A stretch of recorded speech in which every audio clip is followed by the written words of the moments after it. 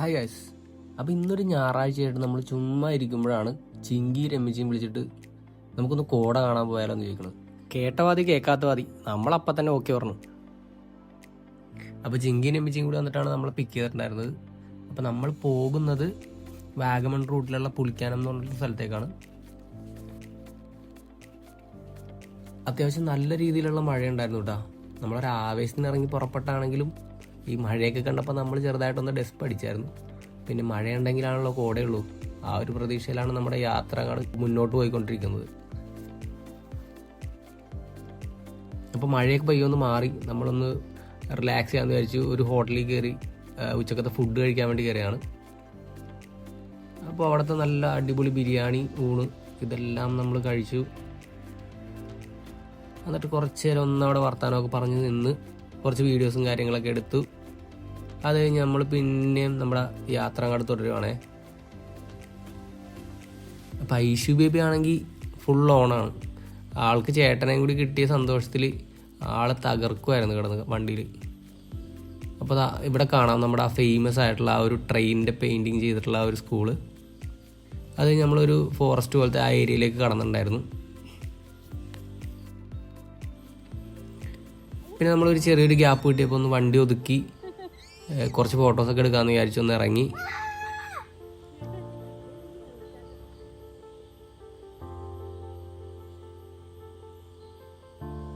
അപ്പോൾ നമ്മൾ ഫോട്ടോസൊക്കെ എടുത്തുകൊണ്ടിരിക്കുന്ന ടൈമിലാണ് നമ്മൾ ചെറിയ വെള്ളച്ചാട്ടത്തിൻ്റെ ഒരു സൗണ്ട് കേട്ടു.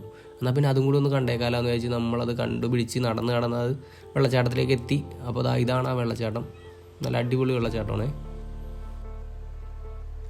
അത് കഴിഞ്ഞ് വീണ്ടും നമ്മളെ യാത്ര നമ്മൾ തുടരുകയാണ്.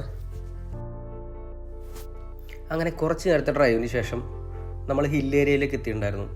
അപ്പോൾ നോക്കിയാൽ കാണാം അവിടെ ഇവിടെയൊക്കെ കുറച്ച് കോടയൊക്കെ കണ്ടു തുടങ്ങി. പിന്നെ ഒരു ചെറിയ വെള്ളച്ചാട്ടം കാണാം. പിന്നെ നോക്കുവാണെങ്കിൽ പയ്യെ കോട ഇങ്ങോട്ട് കയറി ഇങ്ങനെ വന്ന് തുടങ്ങുന്നുണ്ട്. അപ്പോൾ നമുക്കൊരു പ്രതീക്ഷയായി, നമ്മൾ പോണത് വെറുതെ ആവില്ല, നമുക്കിത് കാണാൻ പറ്റും എന്നുള്ളത്. അത് കഴിഞ്ഞ് കുറച്ചും കൂടി അങ്ങോട്ട് ചെന്നപ്പോഴത്തേനും വീണ്ടും നമുക്ക് കാണാം കോട അങ്ങോട്ട് കയറി വന്നു തുടങ്ങി. അപ്പോൾ റോട്ടിലേക്കൊക്കെ എത്തി.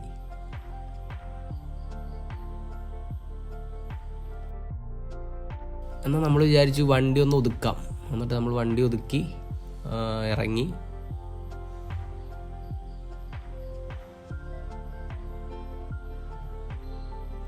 ആ സമയം ആയപ്പോഴത്തേനും ഐഷു ബേബി ചെറുതായിട്ട് ഉറങ്ങിപ്പോയിട്ടുണ്ടായിരുന്നു. അപ്പോൾ നമ്മൾ ആളെ വണ്ടിയിൽ കിടത്തിയിട്ട് കുറച്ച് ഫോട്ടോസും കാര്യങ്ങളൊക്കെ എടുക്കാമെന്ന് വെച്ച് ജസ്റ്റ് ഒന്ന് പുറത്തേക്ക് ഇറങ്ങി. നല്ല കോടയായിരുന്നു, ഭയങ്കര കോട. ഇതിൽ അത്രയും കാണണമെന്നല്ല കണ്ടോ. വണ്ടിയുടെ ലൈറ്റ് ഇടുമ്പോൾ മാത്രമേ നമുക്ക് ആ വണ്ടിയെ കാണാൻ പറ്റുന്നുണ്ടായുള്ളൂ. പിന്നെ സത്യം പറഞ്ഞാൽ ഒരു മണിക്കൂറോളം അവിടെ ഫോട്ടോ എടുപ്പായിരുന്നു നമ്മൾ മൊത്തത്തിൽ. പല രീതിയിലുള്ള ഫോട്ടോകളും വീഡിയോസും എല്ലാം കുറേ അവിടെ നിന്ന് എടുത്തിട്ടാണ് നമ്മൾ ആ സ്ഥലം വിട്ട് പോകുന്നത്.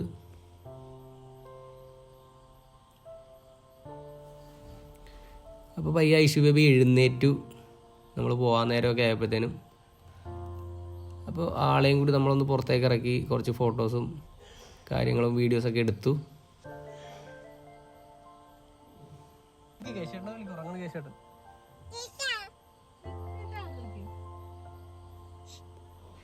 അങ്ങനെ കുറച്ച് നേരം ട്രാവൽ ചെയ്ത് നമ്മൾ പുള്ളിക്കാനത്ത് എത്തിയിട്ടുണ്ടായിരുന്നു. അപ്പോൾ അവിടുത്തെ കോട കണ്ട് നമ്മൾ ഞെട്ടി. ശരിക്കും പറഞ്ഞാൽ നമ്മൾ നേരത്തെ കണ്ട സ്ഥലത്തെ കോടയൊന്നും ഒന്നുമല്ല ശരിക്കും. ഇപ്പോൾ എത്രത്തോളം വിസിബിളാണെന്നറിയില്ല, പക്ഷേ നമ്മൾ റിയൽ ലൈഫിൽ നോക്കുവാണെങ്കിൽ നമുക്ക് റോഡ് പോലും കാണാൻ പറ്റുന്നുണ്ടായില്ല, അത്ര കോടയാണ്. അപ്പോൾ നമ്മൾ ഭയങ്കര പയ്യെ സ്ലോ ആയിട്ട് ലൈറ്റും പരിപാടിയൊക്കെ ഇട്ടാണ് നമ്മൾ വണ്ടി ഓടിച്ചുകൊണ്ടിരുന്നത്.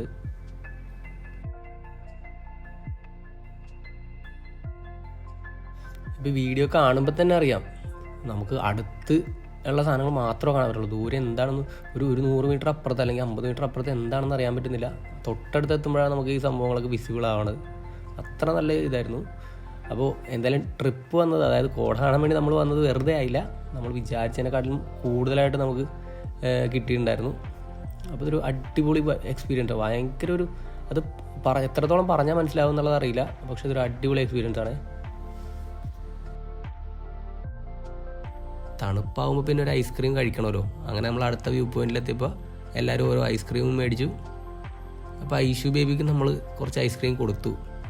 നമ്മൾ മധുരമൊക്കെ കൊടുക്കാൻ സ്റ്റാർട്ട് ചെയ്യണേ ഉള്ളൂ ബേബിക്ക്. ഇപ്പോൾ 2 വയസ്സാകുന്നതേ ഉള്ളൂ. അതുകൊണ്ട് തന്നെ ഇത്ര നാൾ കുറച്ച് കൺട്രോൾഡ് ആയിരുന്നു. ഇപ്പോൾ നമ്മൾ ചെറുതായിട്ടൊക്കെ കൊടുത്തു തുടങ്ങി. ശരിക്കും പറയുകയാണെങ്കിൽ ഇങ്ങനത്തെ ക്ലൈമറ്റൊക്കെ ഉണ്ടല്ലോ, നമുക്ക് എത്ര ആസ്വദിച്ചാലും മതിയാവില്ല. വീണ്ടും വീണ്ടും വരാൻ തോന്നും.